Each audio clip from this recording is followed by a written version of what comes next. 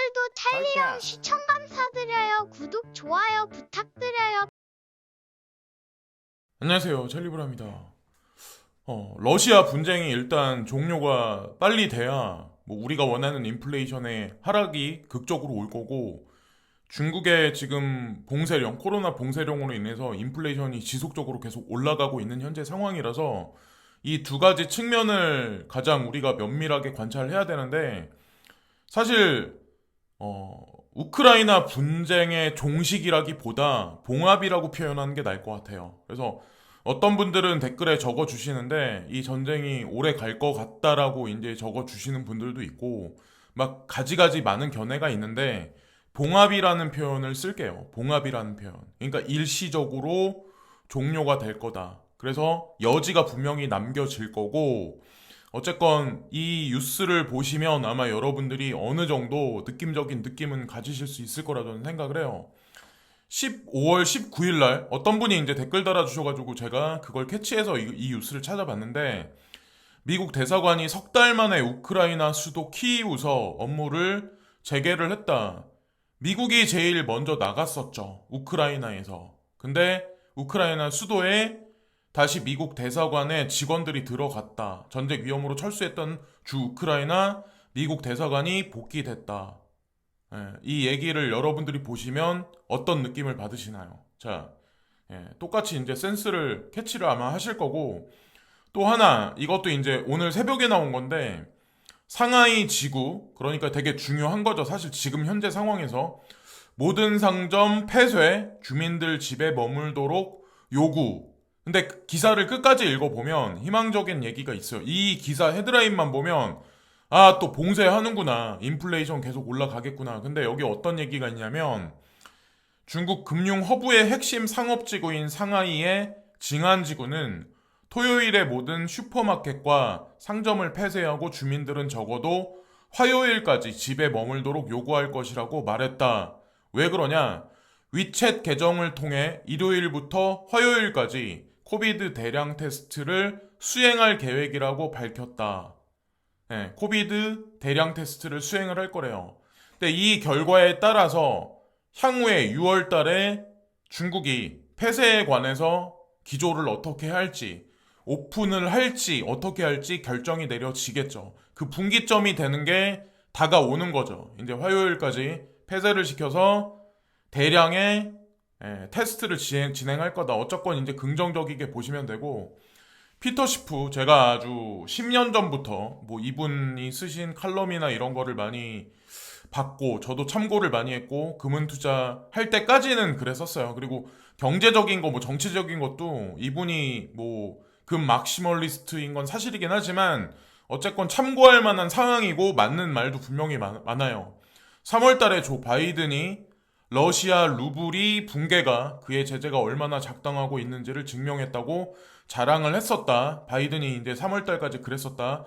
그 이후로 루블화는 유로화에 대해서 5년 만에 최고치를 찍었다. 어저께 달러 대비해서 22% 상승을 보여줬다. 전 세계에서 가장 강한 통화로 극부상했어요. 지금 현재 상황에서 달러에 대해 4년 만에 최고치를 기록을 했고, 그리고 바이든 자신의 기준에 따르면 제재는 역효과를 냈습니다. 많은 사람들이 러시아가 망할 거다, 모라토리움 선언할 거다란 얘기를 했었죠. 그러나 뚜껑을 열어보니까 전혀 다른 얘기들이 있어요.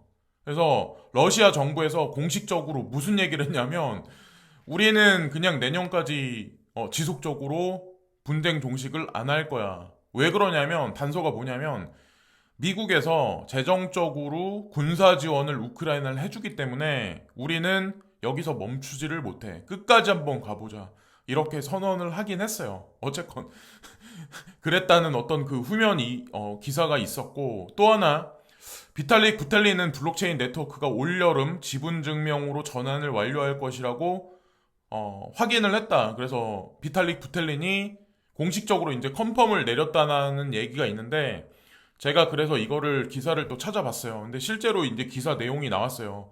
20일 날. 그래서 비탈릭 부텔린이 직접적으로 이더리움 머지 난이도 폭탄 이것에 관해서 이제 선언을 했다. 이게 이제 8월 달 이내로 쿠드 해폰이라는 얘기는 사실 발생할 수 있다라는 얘기지 발생할 거라고 100% 확답하는 얘기는 아니거든요. 그래서 이 내용을 보면 이더리움 개발자들 그러니까 하고 다 이게 통합해서 이제 견해를 폈는데 7년 동안의 역사적인 이더리움의 개발 진행 과정 중에 이 머지가 진행되면 이게 아마 가장 큰 사건이 될 거다. 이런 식으로 이제 얘기를 했어요. 그리고 시세적인 것도 마찬가지로 추종을 할 거예요. 분명히 만약에 저 사건이 발생되면.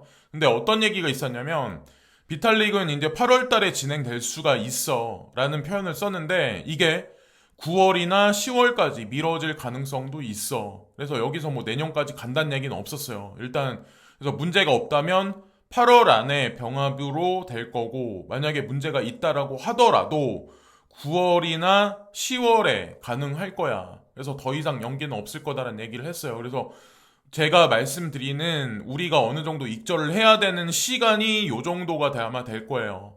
예. 제가 이제 대충 뉴스가 나오는 거랑 이런저런 어떤 전반적인 사항을 다 맞춰 보니까 그렇게 지금 매크로가 나오더라고요. 예, 그렇게 이제 생각을 하고 이것도 이제 그런 관점으로 보시면 되는데 지금 코로나가 아직 종식이 안 된 상황인데 세계 곳곳 원숭이 두창 비상 확산세가 더 빨라질 수도 이게 뭐 지금 보니까 미국부터 해가지고 전 세계 각국으로 조금씩 지금 퍼지기 시작을 하더라고요. 근데 문제는 뭐냐면 이제 조만간에 여름 휴가철이에요. WHO 유럽사무소 파티 축제 증가는 여름철을 우려하고 있다. 자, 여름철, 여름 휴가철에 우리나라 사람들만 해외여행을 많이 가는 게 아니라 다른 나라 유럽 사람들도 동남아로 많이 가거나 북미 사람은 유럽으로 오거나 유럽 사람은 북미로 관광을 가거나 이러거든요. 그럼 어떻게 될까요? 이 확산세가 더 여름 휴가철을 지나면 자 가을을 넘어서 겨울계 쪽으로 가면 더 짙어지겠죠. 코로나도 동절기 쪽으로 가면 조금 더 강해지는 성향이 있어요. 아무래도. 근데 그런 정황으로 봤을 때는 조금 동절기 쪽으로 가면서는 좀 조심해야 될 상황이 오지 않을까, 라는 전 생각을 합니다. 자, 이것도 이제 그런 매크로적인 관점으로 보시면 되고, 제가 중국은 지금, 대만, 어떤 그런 거에 관해서 뭐 뭔가를 준비하고 있다라는 어떤 그런 표현을 자주자주 언급을 드렸었는데 중국은 전쟁을 준비하고 있다. 첫째, 시진핑은 중국 은행들에게 잠재적인 미국 제재에 대비하고 위험을 감수하도록 지시하고 있다. 이제 시 주석은 해외에 있는 중국인들에게 자산을 매각하라고 지시하고 있다. 중국 1년 넘게 공모를 비축하고 있어. 그래서 이분이 누구냐면, 자, 이분이 카일 바스라는 분인데, 이분이 헤이만 투자 자문사 대표거든요, 이분이. 그래서 제가 보니까 24만 명 정도가 이분을 추종을 하더라고요. 그래서 어느 정도 영향력도 있고, 전체적인 매크로를 보는 눈도 있는 분이에요. 그래서 이런 일이 만약에 향후에 발생이 된다면, 과연 금융시장 전반에는 어떠한 파급 효과가 미칠까? 설상 비트코인과 알트코인이 올해 연말 어느 순간까지 올라간다라고 하더라도 동절기 쪽으로 들어가면서 만약에 이게 발생이 된다거나 내년에 1분기 안에 만약에 이 사건이 발생이 된다면 아마도 우리가 원하지 않을 만큼 많은 사람이 피해를 엄청나게 볼 만큼 지금보다 훨씬 큰 피해가 발생될 정도로 금융시장은 엄청난 아마 패닉이 도래할 가능성이 있다는 거를 염두에 두시면 어떨까라는 생각을 했고 마이클 반데 포페가 무슨 얘기를 하냐면 차트적인 관점에서 상승작을 논하기에는 좀 약간 이른데 여기 지지선 있죠. 회색으로 굵게 칠한데 여기 28,000대거든요. 그래서 올라간다라고 하더라도 또 내려갈 가능성, 내려간다라고 하더라도 28,000을 지지하면서 올라갈 가능성. 그래서 한동안은 이런 장세가 펼쳐지지 않을까. 저도 이제 똑같은 견해를 피고 아직까지 날짜적인 관점에서 6월달 FOMC 있기 전까지는 조금 더 극심한, 특히나 이번 달까지는 아무래도 조금 더 사람들을 좀 힘들게 하는 장세가 펼쳐질 가능성이 높고 제가 요즘에 이제 인컴샤크 말고 인컴샤크는 좀 주말엔 활동을 많이 안 하더라고요. 근데 이 시저라는 사람이 이제 무슨 얘기를 하냐면 7만 달러 전에 24,000달러. 그러니까 24,000달러를 얘기를 하는데 그 7만 달러를 먼저 찍고 2만 4천 달러까지 갈 수 있어라는 얘기를 지금 하는 거죠. 그래서 지금 2만 8천 달러에서 지지를 하고 7만 달러까지 어느 순간까지 예를 들어서 뭐 6만 7천 뭐 요 정도 될 수도 있는데 그때까지 향후에 이제 뭐 여름께가 오고 가을 쪽으로 넘어가면서 그런 장세가 저는 이더리움 머지와 이더리움 포스 전환과 함께 전반적인 알트코인의 호재거리를 던지면서 시장이 좀 그런 식으로 되지 않을까라는 생각을 하는데 차트적인 관점에서 7만 달러를 찍는다면 2만 4천 달러까지 떨어질 거야. 그래서 많은 유능한 차티스트들이 기존에 3개월 전에 경고를 많이 했었죠. 2만 4천 달러까지 찍을 거야. 라는 얘기를. 만약에 돌아온다면 이걸 찍은 후에 이렇게 되지 않을까. 그래서 7만 달러는 아니겠지만 6만 5천에서 7만 달러 언저리 이 사이 정도. 그래서 희망의 로를 버리기에는 좀 이르지 않을까라는 생각을 합니다. 지금 뭐 여러분들 보시면 아시겠지만 우크라이나 사태에 관해서도 봉합적으로 아주 서서히 지금 가고 있고 중국도 봉쇄에 관해서 해제하기 위한 준비를 서서히 하고 있는 단계이기 때문에 지금 선에서 너무 빙하기로 왔다? 가상자산 시장에 빙하기가 쪽으로 가고 있다? 여기서 뭐 4, 50%가 더 폭락할 거다? 이렇게 보는 거는 좀 너무 부정적인 견해가 아닐까라는 생각을 해요. 그리고 어떤 얘기가 또 있었냐면 이게 아주 가상자산 시장에 보시면 포텐셜을 좀 크게 보실 수 있는 어떤 하나의 명제일 수도 있는데 연준 의장이 달러 패권은 죽었다고 인정을 했었다. 그래서 제가 이 문구를 찾아봤어요. 이분이 이제 제롬 파월 연준 의장이 뭐라고 언급하셨냐면 하나 이상의 준비 통화를 가질 수가 있습니다. 지금 현재 제1 기축 통화가 달러죠. 43%로 아마 올라갈 거예요. 7월달, 8월달 기준에서. 자, 그 비율이 SDR 통화 바스켓에서.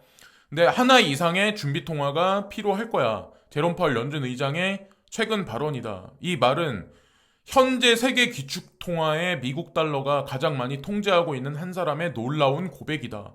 마이크 타이슨이 한 명 이상의 헤비급 챔피언을 보유하는 것이 가능하다고 말하는 것처럼 우스꽝스러운 일이다.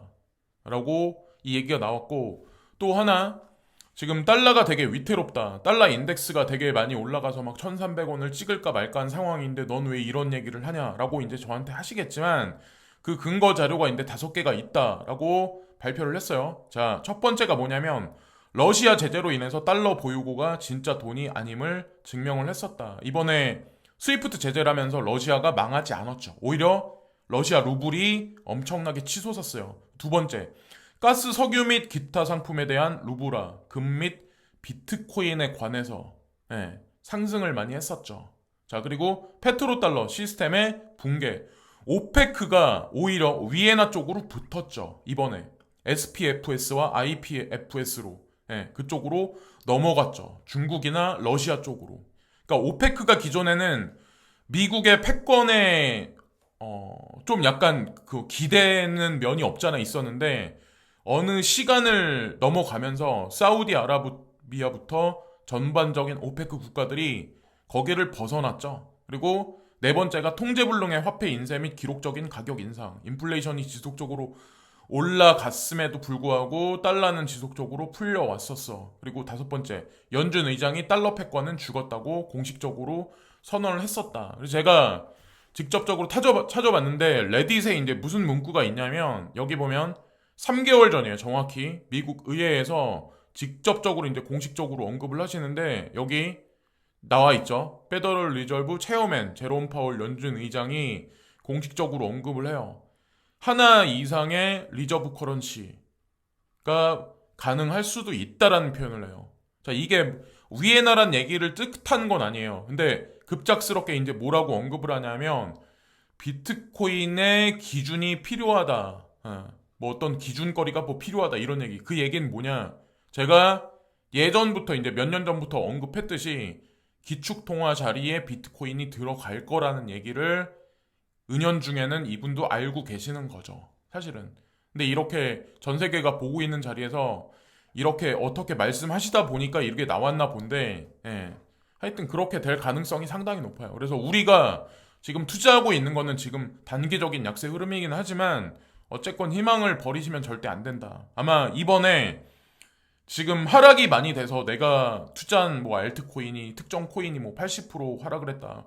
90% 하락을 했다. 이번에 아마 포기하고 나가시면 남은 인생을 엄청나게 아마 후회를 많이 하실 거예요. 제 말이 틀린가 나중에 한번 보세요. 그리고 러시아 의원들이 NFT에 대한 법적 정의를 제공하는 수정안을 제안합니다. 러시아 정부는 공식적으로 계속 긍정적으로 지금 가상자산 시장에 관해서 선회하고 있어요. 지금 현재. 근데 그 발단이 됐던 게 이번 우크라이나 분쟁 사태가 터지면서 스위프트 제재로 들어갔죠. 그죠? 그러면서 러시아가 어떻게 했나요? 그러면서 SPFS와 그리고 중국 위에나에 같이 묶어서 움직이는 통화 시스템 체계를 지금 만들고 있죠. 거기 오페크와 브릭스를 끼어들어서 하나의 또 다른 커런시 체제를 지금 만들어 놨어요. 지금 현재 상황이. 거기다가 비트코인으로 무역 결제를 할 수도 있다라고 공식적으로 러시아 정부에서 얘기를 했었어요. 그러면 향후에 지금 중국 정부도 마찬가지로 스위프트에서 제재를 당할까봐 미리 식량도 쌓아놓고 에너지도 쌓아놓고 통화 시스템에 관해서도 미리 준비를 하고 있는데 과연 향후에 어떻게 될까요? 그들도 마찬가지로 똑같이 러시아가 걷는 길을 똑같이 아마 걷지 않을까라는 생각을 합니다. 이거는 사실 이 뉴스는 가상자산 시장하고 뭐 금융시장하고 상관은 없어요. 그러나 이제 중요하기 때문에 이제 제가 언급 드리려고 하는데 후쿠시마 워터 여기 예전에 이제 여기 그 문제가 발생됐었죠. 그래서 핵 폐수를 방류를 하는데 내년에 공식적으로 좀 많은 양을 방류를 할 거래요. 2023년에.